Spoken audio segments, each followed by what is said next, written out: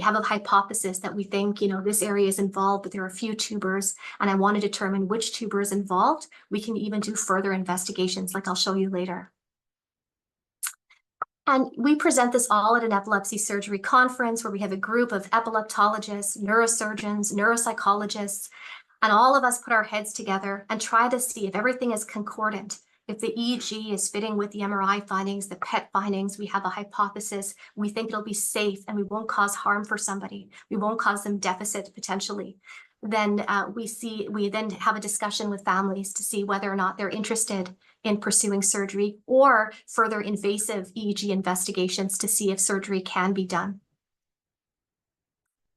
And there's different ways to look at it. Focus dominant, often in younger kids, they have seizures coming from one part of the brain. There's a tuber in that area. We can resect that tuber or network of tubers, and they can do well. Often as people get older and as seizures start happening, networks can happen in different parts of the brain or communication with different tubers. And then we do invasive monitoring as well to see how are tubers communicating with each other. Maybe it's not just one tuber, but it's 3 tubers that we need to see that are causing the seizures and may need to be resected. In some situations, if it's small or an important area of the brain involved with movement or speech, laser ablation or other methods are thought to be used. But ultimately, the goal of surgery is to lessen seizures, prevent harmful consequences of seizures like I talked about with behavioral issues, learning. There is always a risk. It's small, but the incidence increases with uncontrolled seizures and over time, which is called sudden unexplained death in epilepsy. And this is why we're very proactive in treating the seizures as best as we can and preventing cognitive and behavioral issues and side effects of being on multiple medications. That's not ideal. So what are the results from surgery? So we know that seizure freedom can be achieved in 50 to 60% of patients with tuberous sclerosis. Greater than 50% seizure reduction is seen in another 15%. Even, like I can't emphasize enough, if there's multiple tubers involved. And we know that even now, 2024, it's underutilized. We're trying to bring out awareness that, we need to think about surgery early rather than later. It's not a last resort. It's something that should be thought early on. Even if we do the investigations and we find someone's not eligible, we must look because it can have a huge impact in someone's life. And I have to say, I follow people with tuberous sclerosis that have had epilepsy surgery, and I've seen variable results. I have a lot of kids that I follow that are now into adulthood, and they're seizure-free. One girl, she's seizure-free for 15 years after epilepsy surgery with tuberous sclerosis. Predictors of outcome. As I mentioned, good seizure control can be achieved in up to 69%. Predictors of good outcome that we use are more focal seizures as opposed to generalized, no or mild developmental delay. If we know that everything is coming more from one side on the EEG, and if the EEG and MRI are matching or concordant. On the flip side, very early onset epilepsy, we're not able to have a predominant tuber, epileptiform discharges or seizures that are not predominant, and continuing spasms, those are poor predictors. But I've also had very young children, as young as 6 months of age, that have had epilepsy surgery for tuberous sclerosis and have remained seizure-free. We know studies have shown over time, sometimes, when this is looking at a 10-year follow-up, sometimes the rates of seizure freedom can gradually go down. And this is mainly for those that have maybe had a one-stage surgery or just had a tuberectomy. And so now that we're using more invasive EEG monitoring, I'd want to look at this further. But this is in general for any epilepsy surgery. Sometimes the numbers of seizure freedom can drop over a long period of time. These are other options. I wouldn't say this is the mainstay of management for epilepsy and tuberous sclerosis, but there are new developments. For example, laser therapy for surgery. This is very high precision, less invasive, short hospital stay. You're not removing a part of the brain, you're treating it with laser ablation. I find most with tuberous sclerosis, if we identify a tuber or a network of tubers, a resective surgery is probably more effective. But if someone has a small focus that we've determined or from a very important eloquent area of the brain, this could be an option. There's only a few studies looking at this in tuberous sclerosis. This is relatively new in Canada as well, and so we're going to need more long-term data in the select few that are eligible, I would say. VNS, or vagal nerve stimulation. This is a surgery, but I consider it more of a palliative surgery. So our goal is always, if we're working somebody up for epilepsy surgery, can we do a resection? Can we find that tuber involved and remove that tuber? If we cannot, because there are multiple tubers involved or seizures are coming from, both sides of the brain, or it's an important part of the brain where somebody doesn't want to have a deficit, then vagal nerve stimulation can be considered. And this is an implantable device. As you can see, there's a device implanted in the chest. There's also an incision in the neck. And this is sending impulses to the vagus nerve of the brain, and it's thought to decrease excitation in the brain. In general, we say 50% of people with the VNS will have a 50% reduction in seizures. It is thought that the longer you have the VNS, the more effective it may be. And just like a medication, like we're upping doses, with the vagus nerve stimulator as well, we're adjusting how fast the impulses are, how strong they are. We can play with the settings to try to optimize it.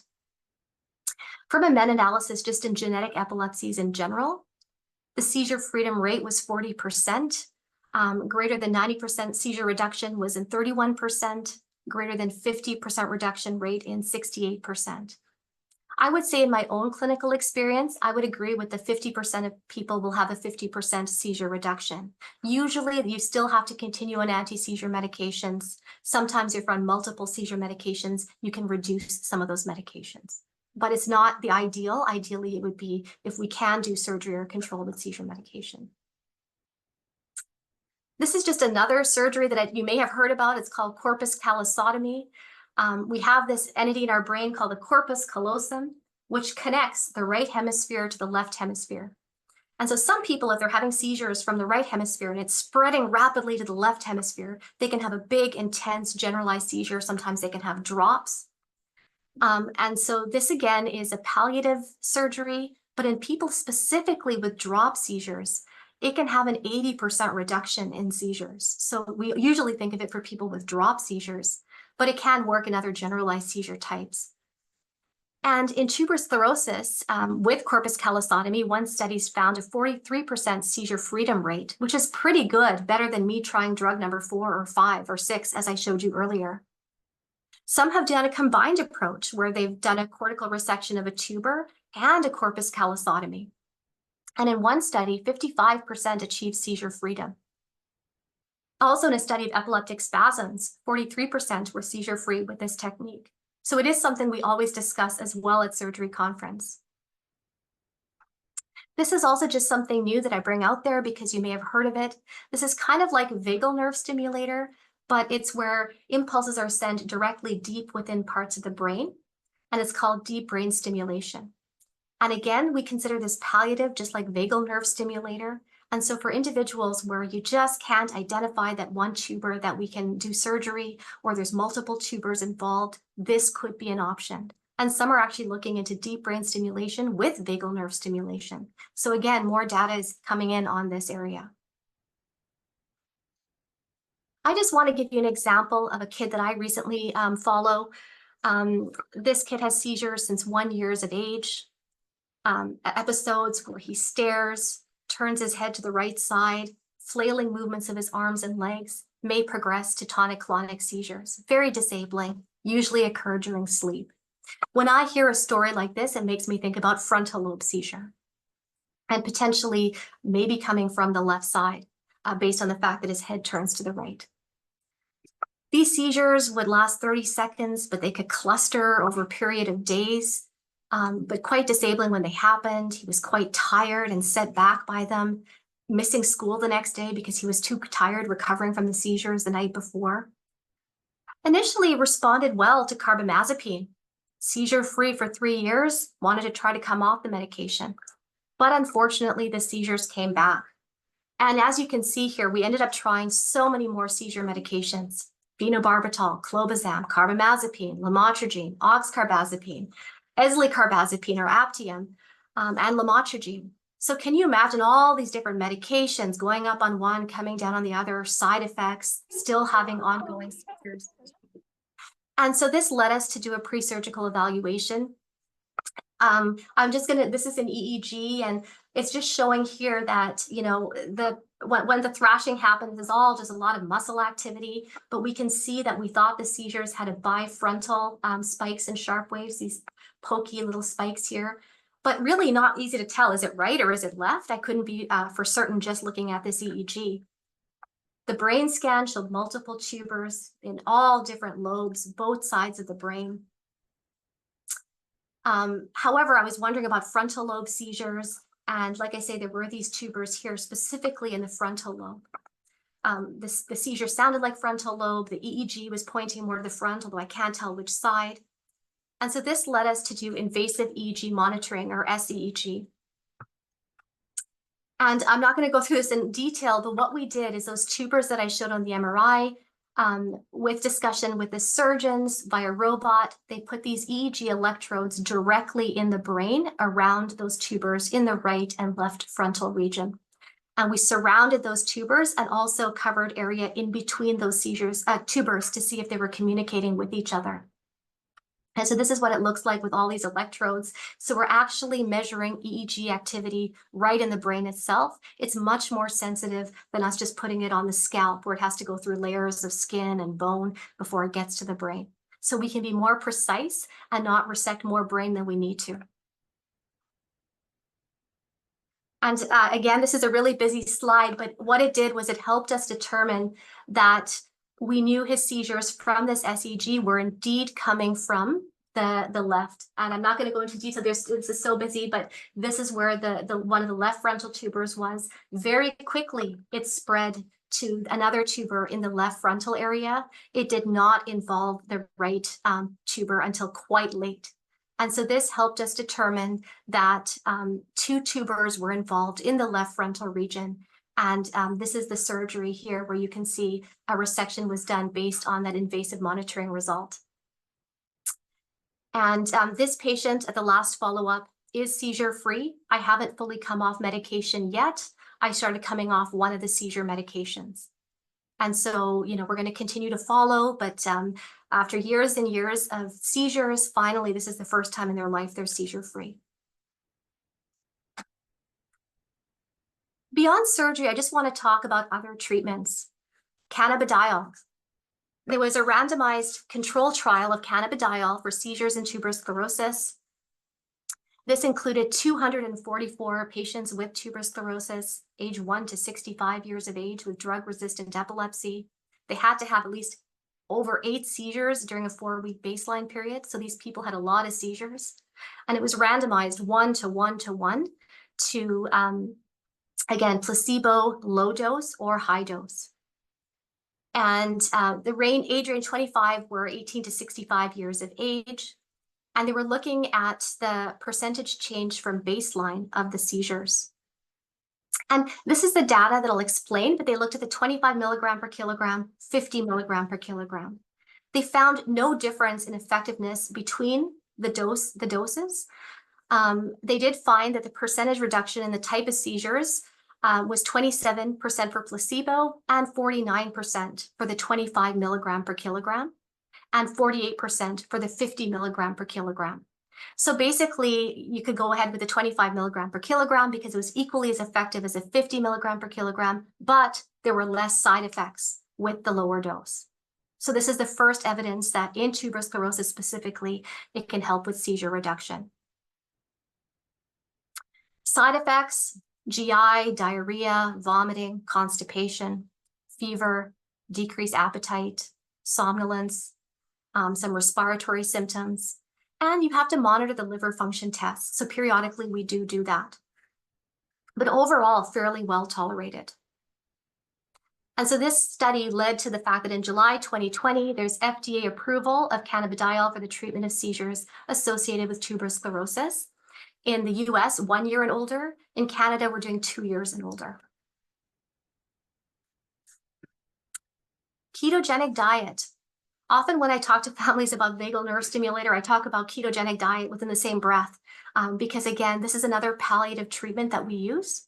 This is a special diet that I consider not a healthy diet, it's a medicine diet.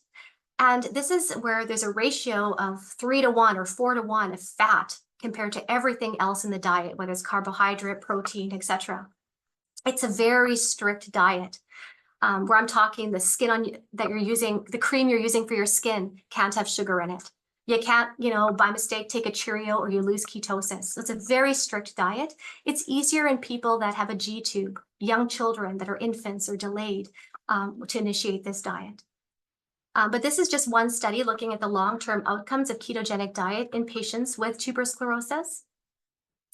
And it did show efficacy, 3 months, approximately 70% had a 50% reduction in seizures, 41.9% were seizure-free. However, with longer follow-up at 24 months or 2 years, 76.9% of those that had a reduction experienced seizure recurrence. Greater than 50% response was about 30%.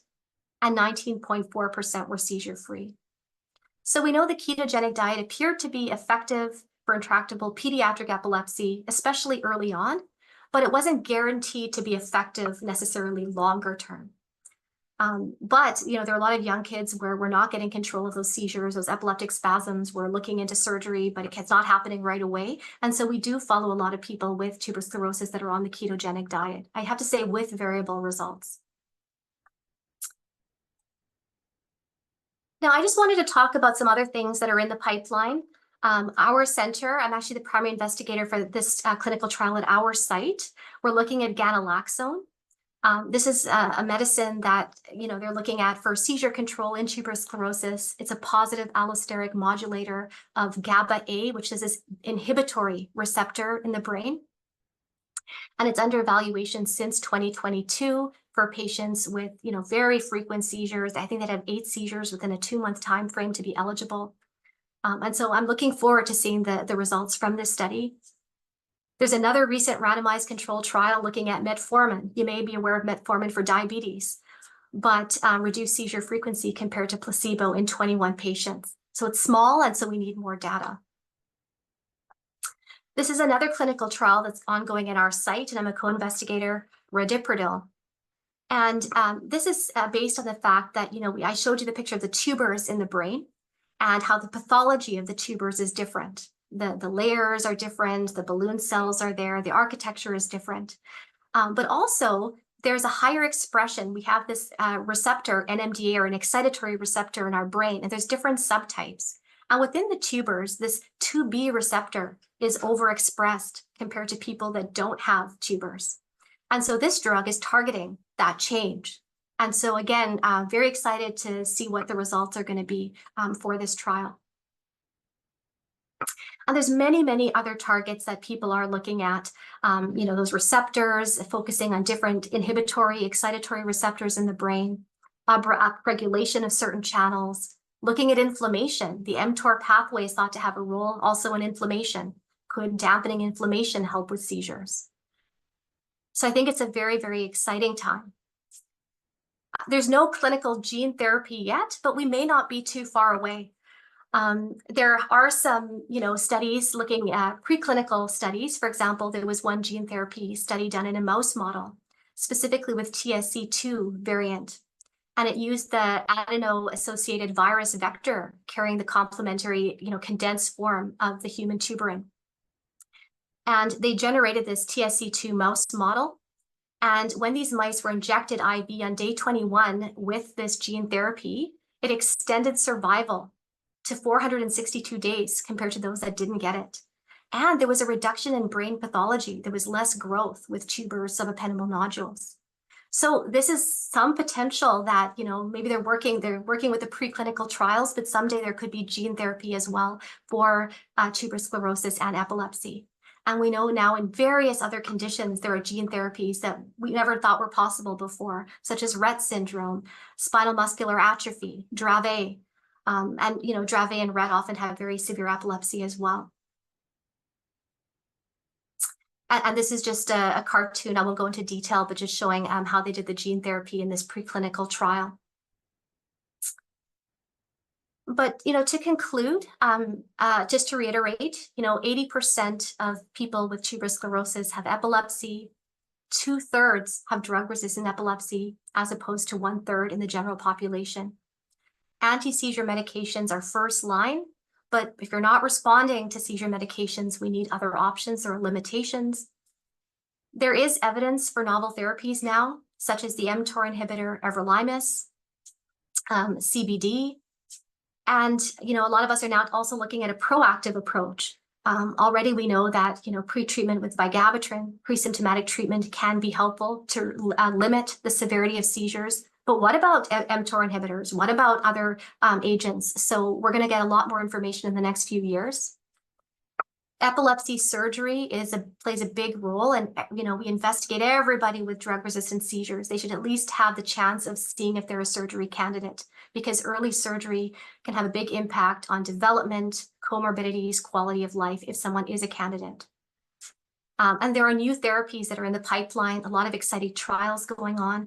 So I think this is a very exciting time for managing epilepsy and tuberous sclerosis, and a lot to look forward to. And our ultimate goal is not only to reduce seizures, but improve comorbidities and quality of life.